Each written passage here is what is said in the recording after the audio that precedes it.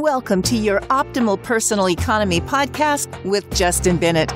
Your personal economy is your ability to create, protect, preserve, and utilize your wealth, your financial world. Justin will share strategies and stories to help you optimize your personal economy. Now, on to the show with Justin Bennett and co-host Matt Halloran. Hello and welcome to episode number 10 with Justin Bennett.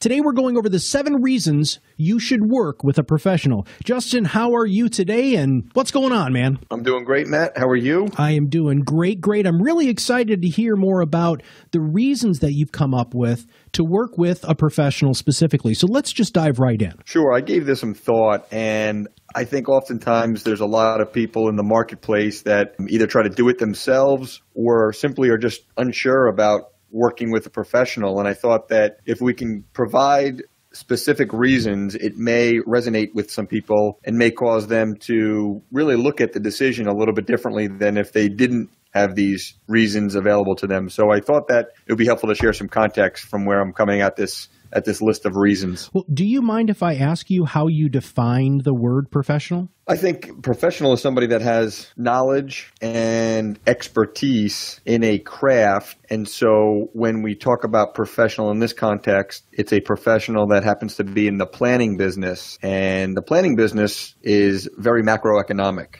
Mm-hmm. It's not any one micro area.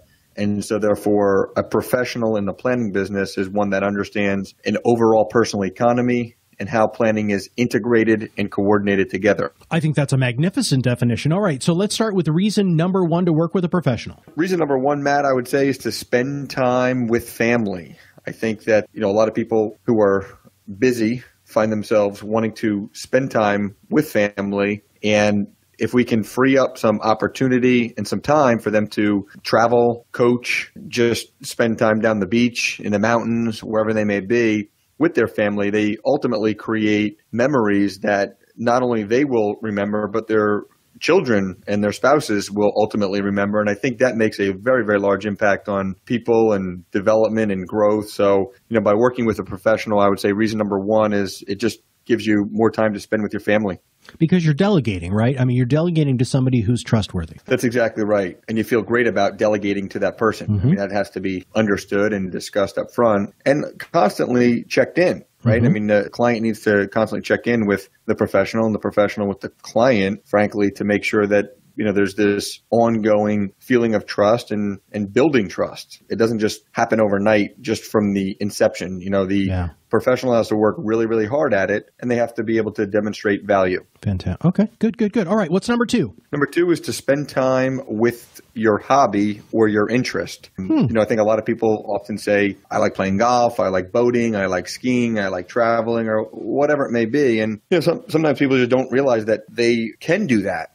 They just need to figure out how. And, one way is to simply work with a professional that allows them to free up time that they could then spend doing whatever their hobby may be. So I think spending time in a hobby or an interest would be reason number 2. All right. Reason number 3. Practice your craft. And what I mean there, Matt, is the folks that really work hard at running their business or happen to be at a high level within their profession, whether it be a sales profession, a management type profession, need to constantly work at what they do professionally. And that ultimately is where all the income is generated from, right? Mm-hmm. So it's one's ability to be really, really successful at a craft. And if you don't work at that, it's going to be hard for the expectation to be that the income is going to continue to rise within that craft. So delegating to a professional or working with a professional allows you to maintain the focus on something that is very important to you. And you just really hit on 3 of those things, right? Family,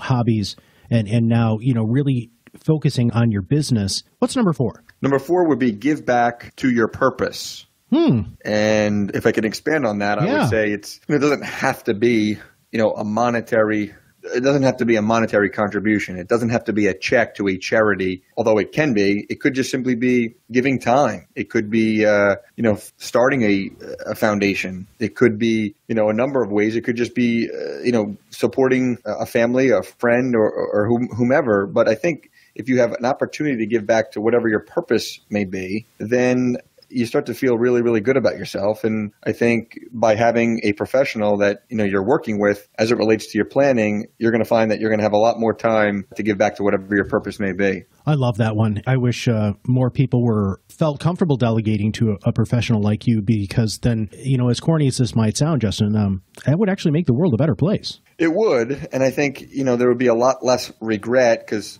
so often you hear people saying that, hey, I wish I could have done this, or could have, given a little bit more time to this thing that's near and dear to me. And, there's no rewind button, Matt. Like, you can't get to some future point in life and press rewind. And that's something that I say often, because, time is our only non-renewable resource. So you got to make sure that you make the time, you free up the time to give back to your purpose, and working with a professional will allow that to happen. All right. What's the next one? Number 5 would be to decipher misinformation, because gosh, there is so much of that out there.